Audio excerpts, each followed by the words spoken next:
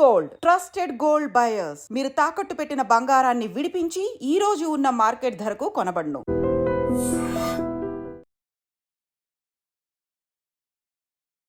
Visakha PM Palem police station పరిధిలో ఒక నిండు గర్భిణి తన భర్త చేతిలోనే పిఎంపాలెం పోలీస్ స్టేషన్ లిమిట్స్లో మన ఆర్టీసీ డిపో పక్కనుండే ఒక కాలనీలో ఇక్కడ మన గెద్దాడ జ్ఞానేశ్వరరావు అని చెప్పేసి ఒక అతను 28 ఇయర్స్, అలాగే మనకి కేదార్ శెట్టి అనూష అని చెప్పేసి ఆమె 27 ఇయర్స్, వీళ్ళిద్దరూ నివాసం ఉంటున్నారు.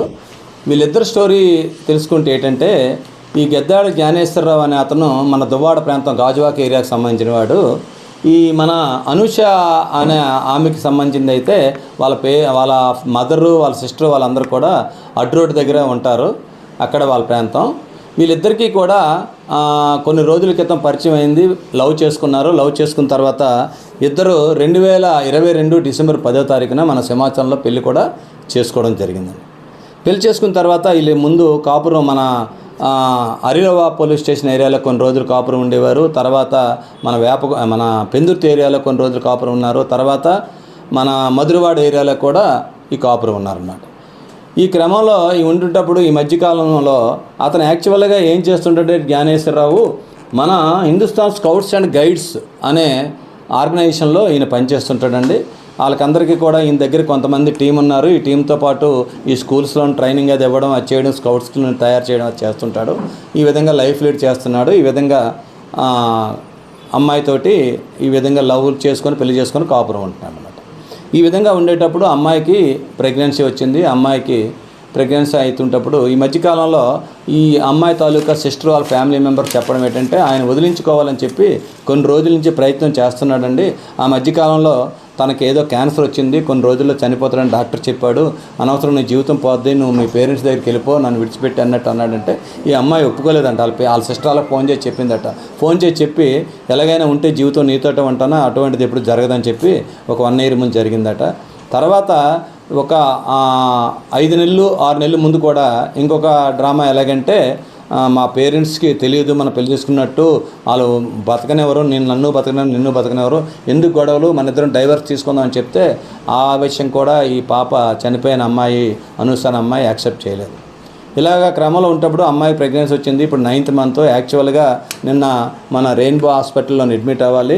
ఆమెకు ట్రీట్మెంట్ చేస్తున్న డాక్టర్ సుధా గారు అని చెప్పేసి ఆమె ట్రీట్మెంట్ చేస్తున్నారు.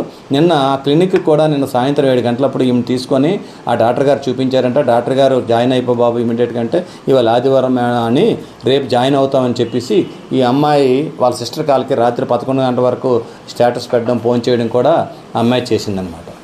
చేసిన తర్వాత వాళ్ళు బాగానే ఉన్నారనుకున్నారు. ఇవాళ ఆదివారం ఉదయం జాయిన్ అవుతారు. నిన్న ఈ అమ్మాయికి ఇలాగా డెలివరీ టైం వచ్చిందని చెప్పేసి హెల్ప్ కోసం అని చెప్పేసి ఈ అనూష వాళ్ళ అమ్మమ్మ గారిని వాళ్ళ సిస్టర్ వాళ్ళ మదర్ వాళ్ళందరూ పంపిస్తారు.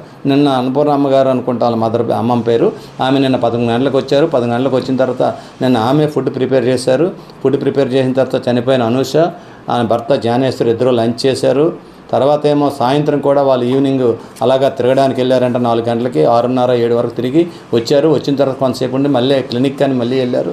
మళ్ళీ 9 గంటలకు వచ్చి భోజనం చేసి ఇద్దరు కూడా తినేసి పడుకున్నారట. ఉదయం హాస్పిటల్కి అడ్మిట్ అవ్వాలి కదని వాళ్ళ అమ్మమ్మ వేగం పడుకోండి, నేను పడుకుంటానని చెప్పి ఆమె వేరే గదిలో పడుకున్నారు. ఉదయం 6 గంటలకి వాళ్ళ అమ్మమ్మ లేచి చూసి అన్ని పనులు చేసి హాస్పిటల్కి వెళ్ళాలి కదా, రెడీ అవ్వాలి కానీ లేపిందంట అను అని. ఇతనేమో పక్కన ఎక్కడో ఫోన్ చూసుకున్నాడట.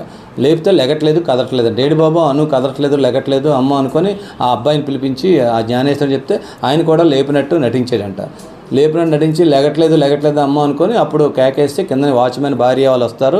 వాళ్ళందరూ పట్టుకొని చేస్తే ఈయన ఎదురుగుంట మనకి మా గ్రేహౌన్స్లో పనిచేస్తున్న విజయ్ అని చెప్పి కిరణ్ అని చెప్పేసి ఇద్దరు పోలీస్ పర్సనల్స్ ఉంటారు.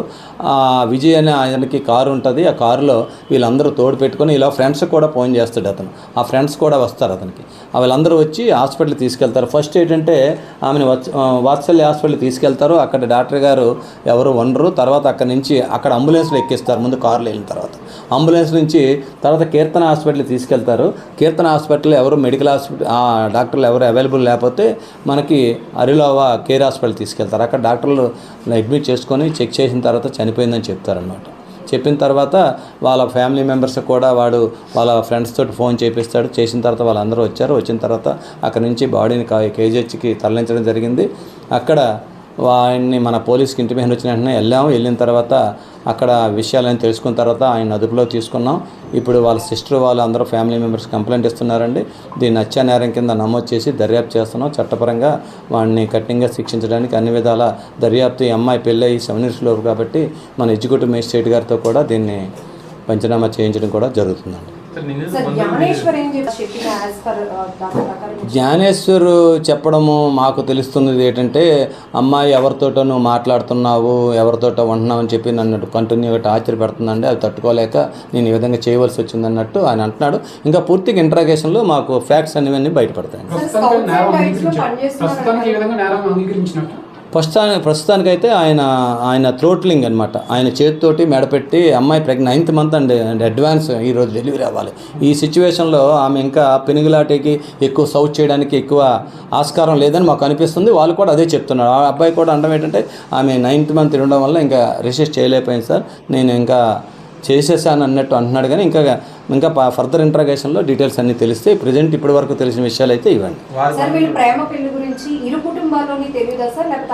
అబ్బాయి కుటుంబంలోనే తెలియదు. అమ్మాయి తాలూకా సిస్టర్ కానీ వాళ్ళ సిస్టర్ హస్బెండ్ వాళ్ళందరూ కూడా పెళ్లికి అటెండ్ అయ్యారు. సింహాచలంలో 2022లో మ్యారేజ్కి వీళ్ళు అటెండ్ అయ్యారు. కానీ వాళ్ళు చెప్పిన ప్రకారంగా అయితే ఇప్పుడు మాకు తెలుస్తుంది ఏంటంటే, అబ్బాయి పేరెంట్స్కి ఈ విషయంలో తెలియకుండా మెయింటైన్ చేస్తున్నారని తెలుస్తుంది.